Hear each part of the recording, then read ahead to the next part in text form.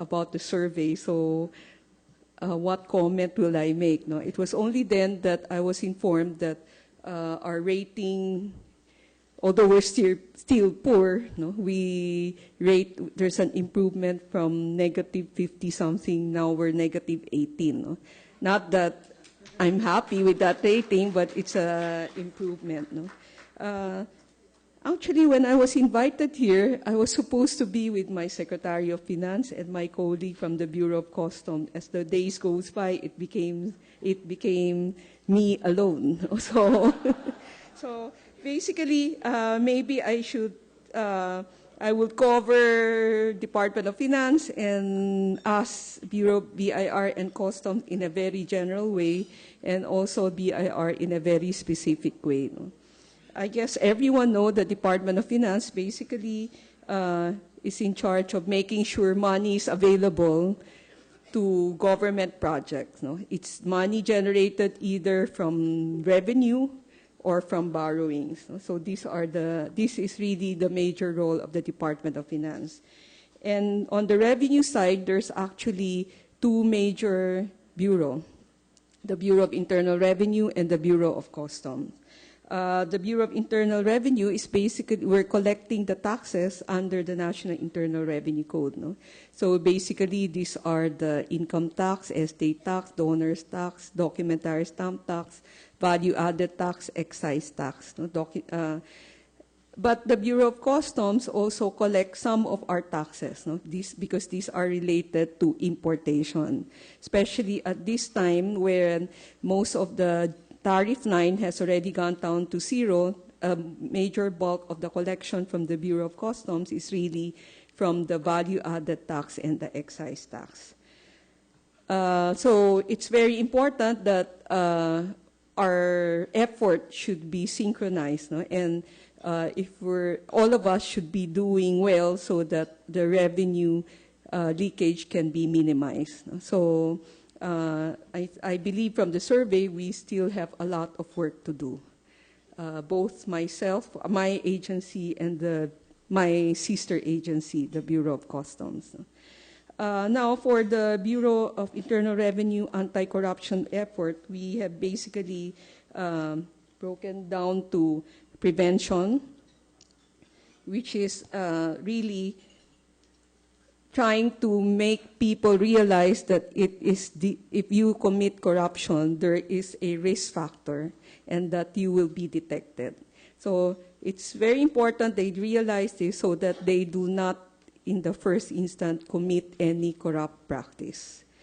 So in this connection, we have basically strengthened our internal audit function. We have moved the internal audit function directly to the Office of the Commissioner, whereas before it was under a Deputy Commissioner.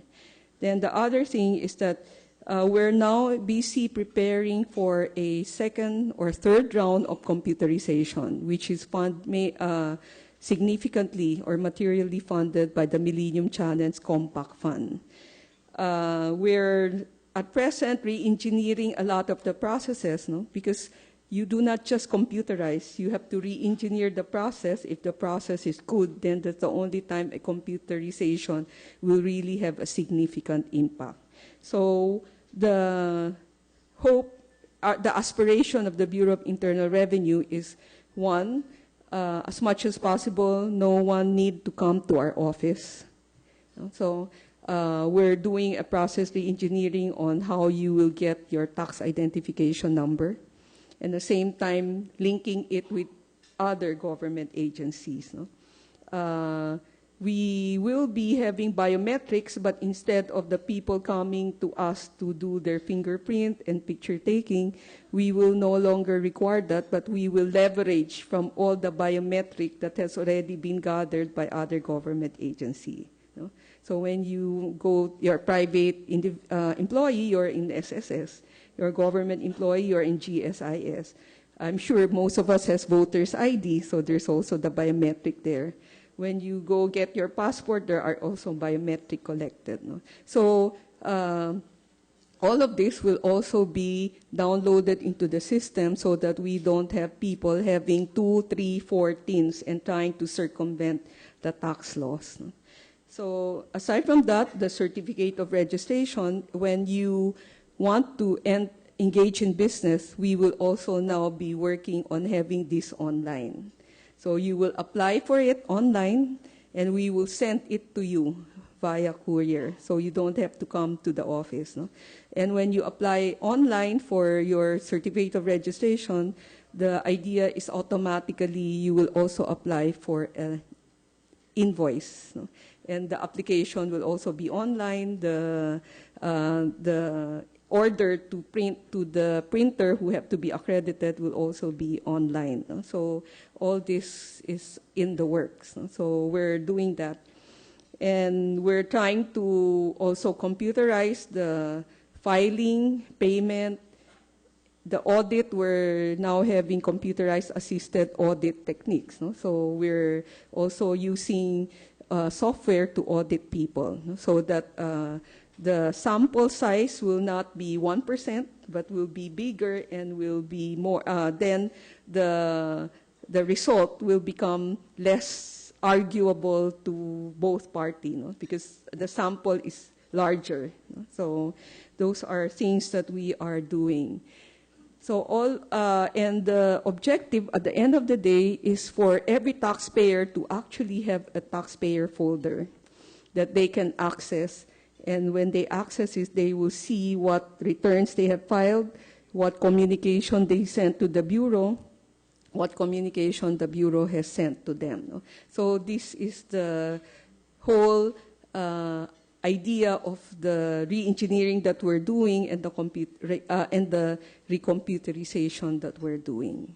So that the less contact we have with the taxpayer, the better for everyone. No? So you don't accuse anyone of doing anything wrong. No? The other thing we're also studying is that I gave instruction to study to record all meetings. No? So that it will, because now you can record it and it's in computer file and you attach it to the report. No? So that if there's an argument between the taxpayer and ourselves, we will just listen to the tape message and the tape proceeding. No? So these are things that we are exploring to help in the anti-corruption effort. Then we have a BIR code of conduct. And of course, it's a work in progress. No? As we go along, there are things that will have to be modified, adopted. No? Then we have, the other thing we're also doing is a standardized procurement process. But this is being done in relation with the bigger government reform project, which is the Government Finance Management Information System and the Government Procurement System. No? What is nice about this administration is that all of us are talking to each other. No? The DBM, they have people who are doing computer, they have put a deputy commissioner in charge of information technology. There's a NCC, that all of us are really talking to each other and trying not to repeat what other people are doing. No? So, like for example, the government HRIS. No? We had an HRIS project, but since government is doing a government HRIS, what we decided is we will just piggyback on the government HRIS because at the end of the day, it's supposed to be one data for everyone. No?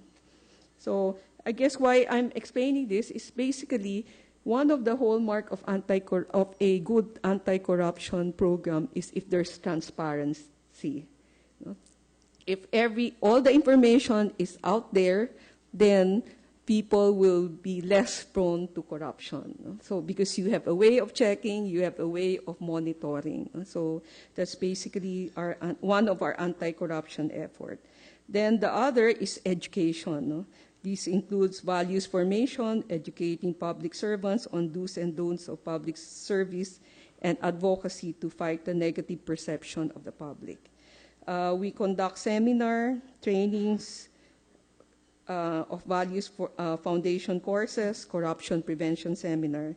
Then we are proposing to put a taxation subject matter in elementary and high schools, no, to among them, to make them realize that these are why you need to pay taxes. This goes to these services. No? It is to give you this education. And then what are the taxes that you need to pay? And when you buy things, you have to get receipts. No? So these are things that we are looking into. Of course, there are tax campaign and tax symposium. The other effort is the deterrence effort, no, which is the investigation and enforcement.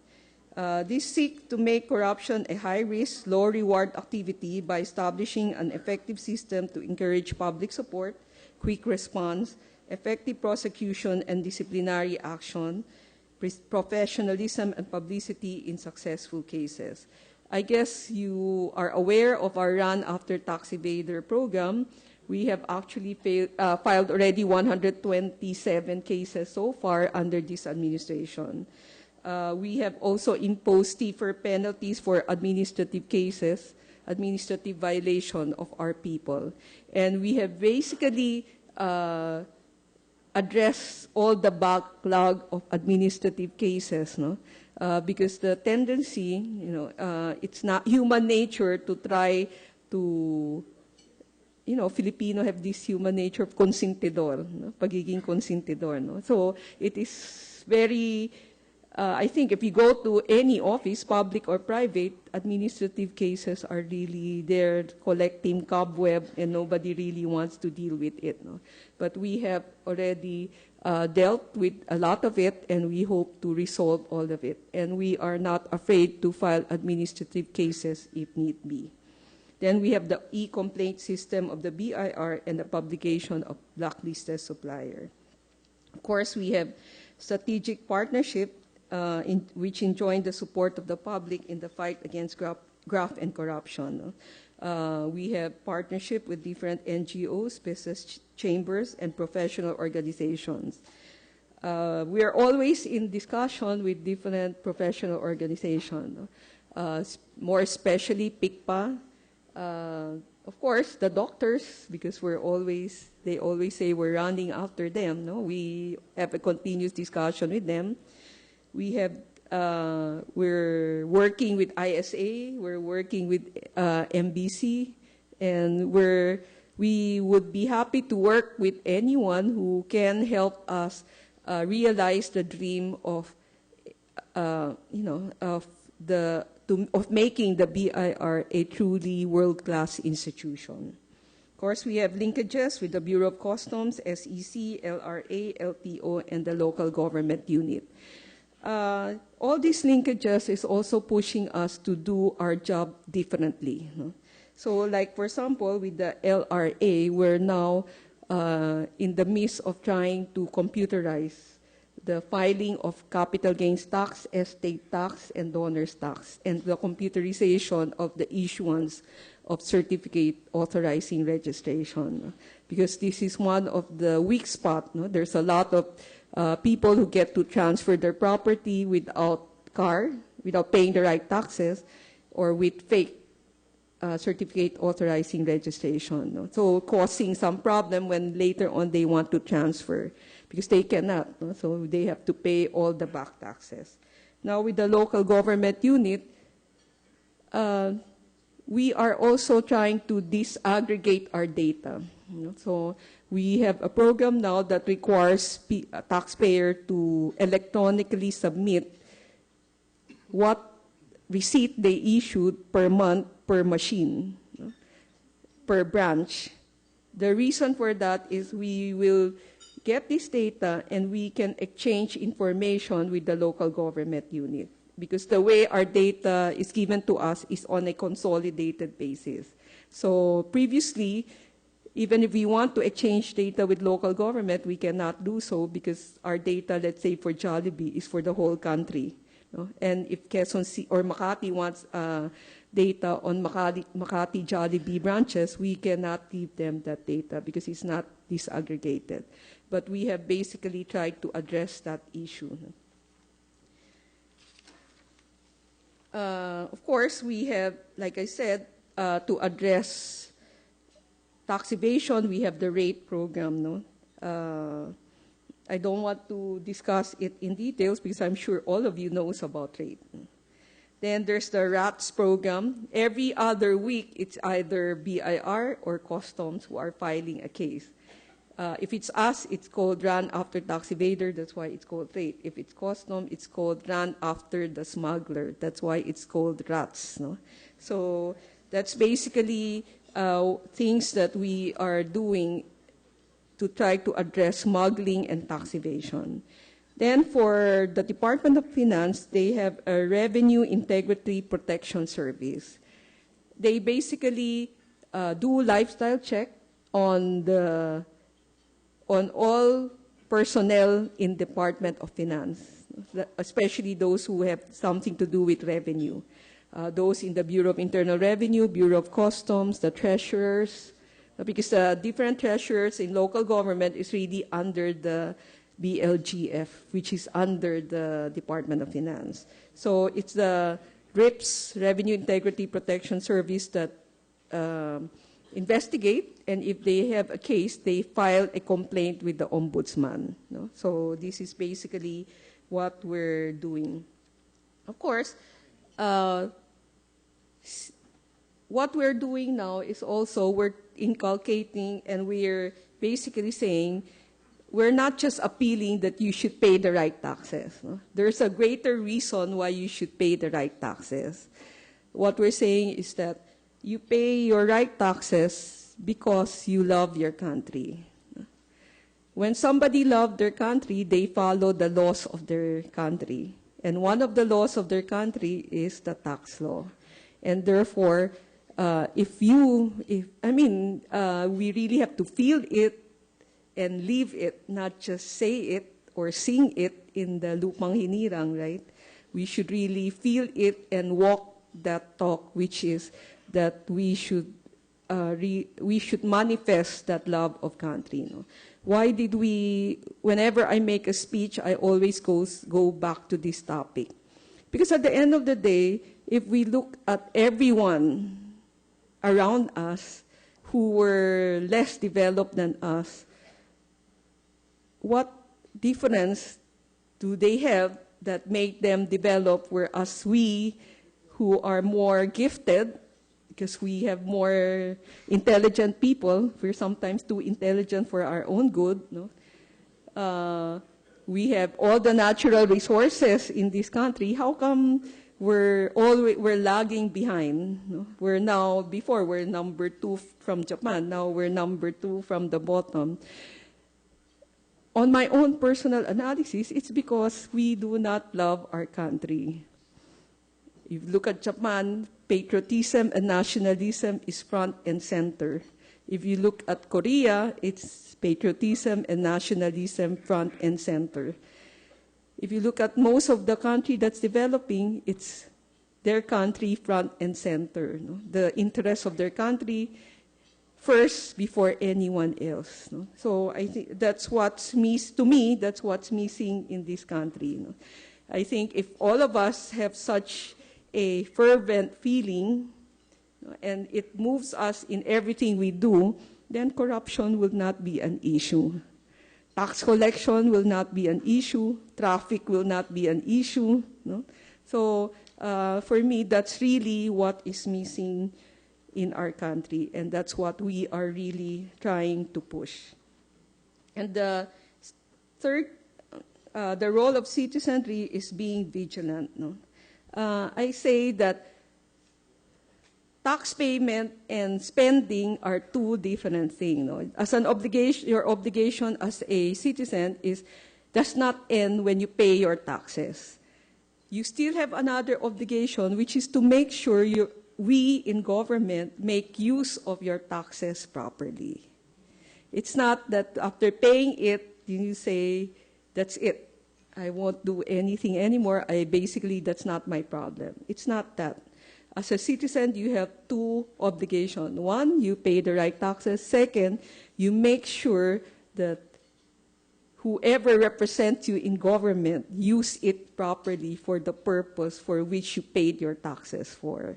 And If we do not do it and you allow it to happen, then you are as much at fault as the person who committed the corruption. I guess corruption, I was not here this morning, but I was informed that the headline basically said that there's a radical progress in the fight for corruption. I think my job as a commissioner is a lot easier than my predecessors. I'm not just talking about my predecessor in the previous administration, but most of my predecessor, because it is easier to lead an agency if your bosses are straight, no? And they are sincere, and they really want to do what is best for the country. And all they ask from me and from everyone else working in government is that we should do what they are doing, which is to walk the straight and narrow path and do what the country requires us to do, implement the law and provide the services required. Because when your leaders are straight, then everyone down the line will be forced to become straight.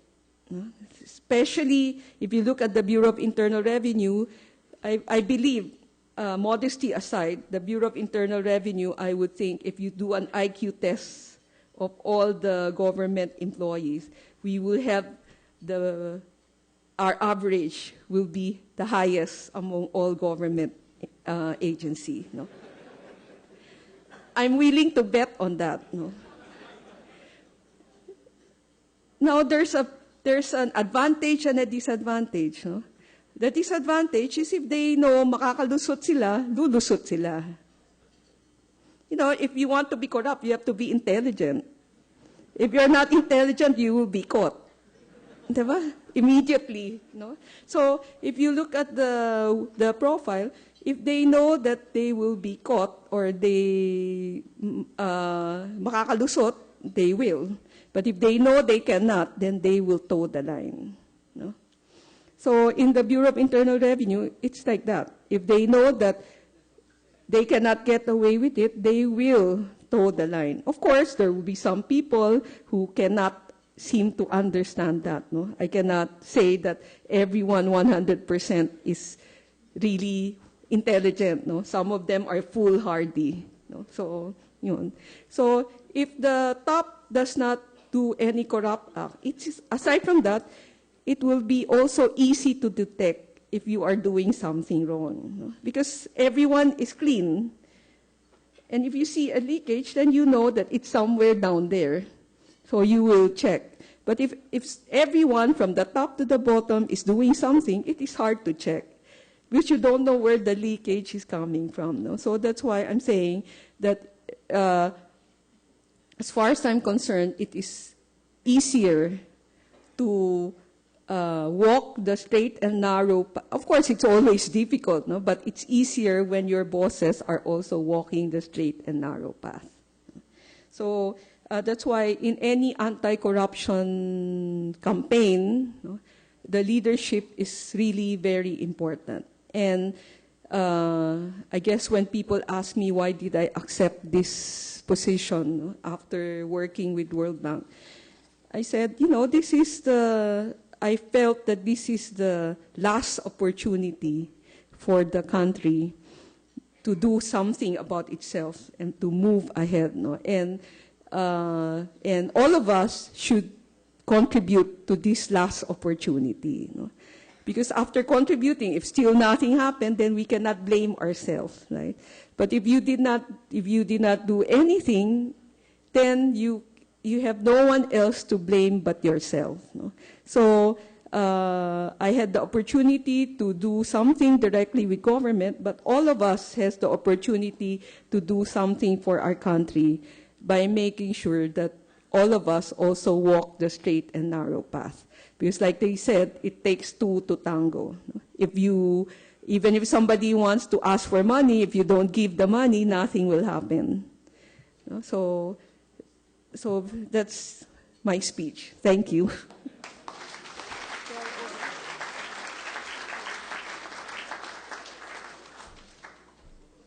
Thank you very much, Commissioner. She said it is the last opportunity for the country to do something and help itself. Is that good or bad? I'm not sure. Anyway, there was one question that came from that was asked this morning, and I think we will pass it on to you. Mahar asked, "Where are the honest taxpayers? The taxpayers